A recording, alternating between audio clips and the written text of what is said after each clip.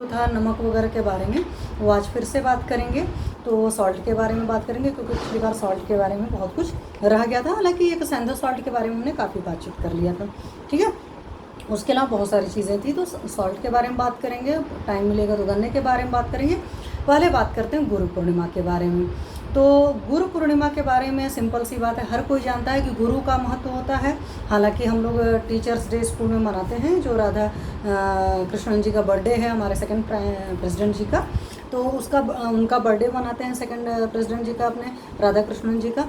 तो teachers day होता है क्योंकि वो भी एक टीचर थे, तो हम टीचर का सम्मान करते हैं। तो मेनली जो टीचर्स डे आप सेलिब्रेट करते हो या शिक्षक दिवस सेलिब्रेट करते हो, वो होता है जो स्कूल के टीचर्स होते हैं या एकेडमिक टाइप के टीचर्स होते हैं। इस तरीके से एक होता है आध्यात्मिक गुरु। तो गुरु पूर्णिमा का एक्चुअली मतलब है आध्यात्मिक गुरु का, एक तो है।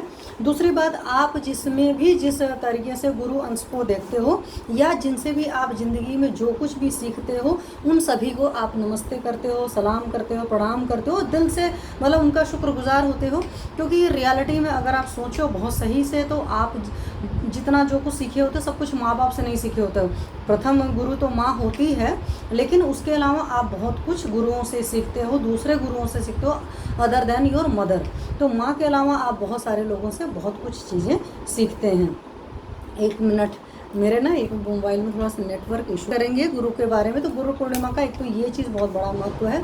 सबसे पहले तो ये चीज़ जान लीजिए, तो आपका आध्यात्मिक गुरु कोई है तो आप उनको कर सकते हैं, उनके मतलब जाकर के आज के दिन कम से कम माथा टेकिए, इस बात को मैं कहूँगी, ठीक है। उसके अलावा जैसे गॉड ग्रेस मुझे एक आध्यात्मिक गुरु मिले हैं, और साथ में मैंने योगा जिनसे सीखा हुआ है, अपने बॉस को मैं दिल से प्रणाम करती हूँ।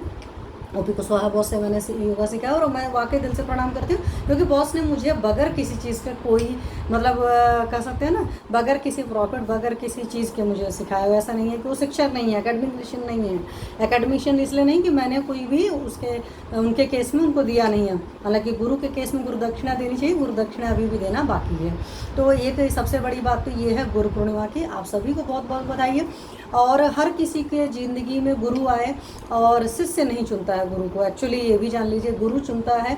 तो अभी तक मुझे किसी गुरु ने ऐसा नहीं चुना हुआ है जिसमें मैं कोई आध्यात्मिक शिक्षा ले सकूं या दीक्षा ले सकूं। मैंने कुछ भी नहीं लिया है। जिस दिन परमात्मा की कृपा होगी तो वो चीज़ें भी होंगी। बट हाँ, किसी के लिए आप श्रद्धा विश्वास से आप नतमस्तक हो जाते हो, बहुत बड़ी चीज़ होती है। तो ये है गुरु पूर्णिमा का महत्व है।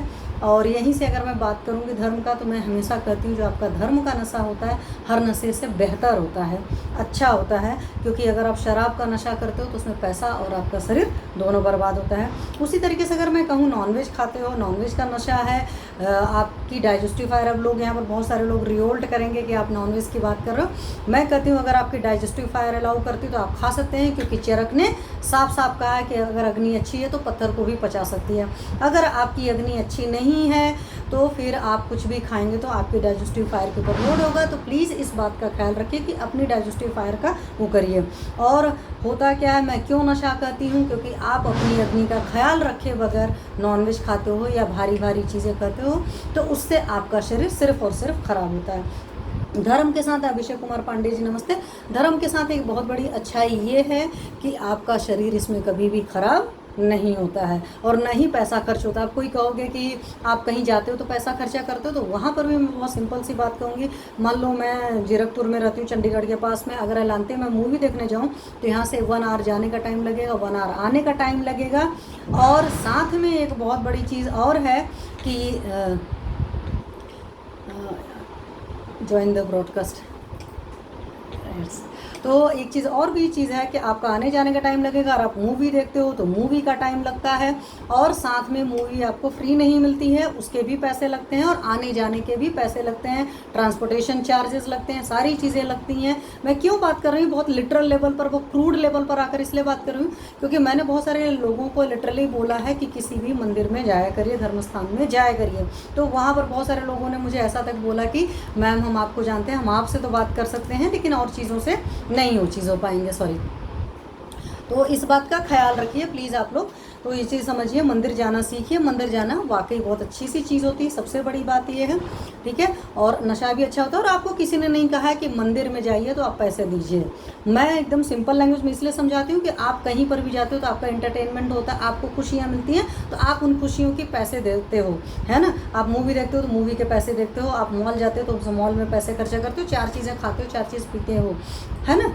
इसी तरीके से आप मंदिर या किसी भी धर्म स्थान या किसी को भी गुरु को मानते हैं, आपकी जो पॉकेट हो, आपकी जो श्रद्धा है, आप दीजिए। 1 रुपये का दिल करता है 1 रुपये दीजिए, 10 रुपये का दिल करता है 10 रुपये दीजिए, और परमात्मा ने आपको जितना दिया उतना दीजिए, क्योंकि हर धर्म में 10% डोनेशन की लिखा हुआ है एकदम साफ साफ। चाहे आप जिस धर्म को लेंगे, अगर 100 रुपये मैं महीने के कमाती हूँ तो मेरा प्राथमिक कर्तव्य 10 रुपये, ठीक है। लेकिन आप 10 रुपये नहीं दे सकते तो कम से कम 1 रुपये तो दे लो भाई।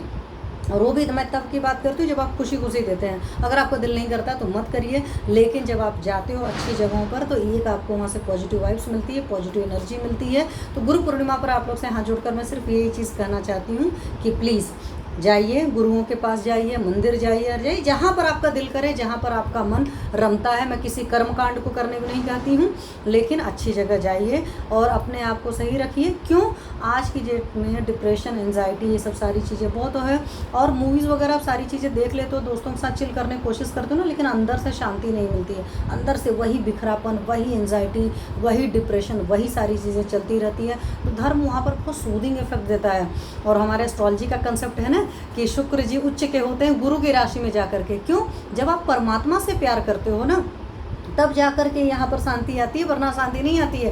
कहोगे कि मैम ये सब बॉयफ्रेंड गर्लफ्रेंड होते हैं, एक्स्ट्रा मैरिटल अफेयर, या लोगों के ऐसे ही प्यार मोहब्बत के रिश्ते होते हैं। आप ये देखो कहाँ उनमें कंसिस्टेंसी होती है। आज आपकी ट्यूनिंग केमिस्ट्री मैच हो रही, कल ट्यूनिंग केमिस्ट्री नहीं मैच होती है, फिर एक दूसरे के दुश्मन बन जाते हैं, फिर एक दूसरे को शक्ल नहीं देखना चाहते हैं। मेरे हाथ में मेहंदी लगी ना, ये प्रसाद था, तो प्रसाद की वजह से सारी ये चीज़ लगी हुई है, ठीक है। तो ये बात मैं आपको समझाने की कोशिश कर रही हूँ। अगर अच्छा लगता है तो फॉलो करिएगा, नहीं अच्छा लगता है तो किसी के ऊपर कोई ज़ोर ज़बरदस्ती किसी चीज़ की नहीं। जैसे शिवानी जी कहते हैं, आपको खुश रहना आपकी शर्त है। और मुझे लगता है धर्म में इंसान बहुत हद तक खुश रह सकता है। इसीलिए मैं हमेशा कहती हूँ कि हर नशे से बेहतर धर्म का नशा है। हालांकि आपको पता है दुनिया का सबसे बड़ा नशा क्या होता है? काम का नशा होता है। लेकिन काम के नशे के साथ में परेशानी ये है कि काम का नशा जो है वो नशा आपके पैरेलल आपको बंदा मिलना चाहिए, और कोई भी इंसान सेटिस्फाइड नहीं हो सकता है गीता में, क्योंकि ये साफ साफ कहा गया है काम के साथ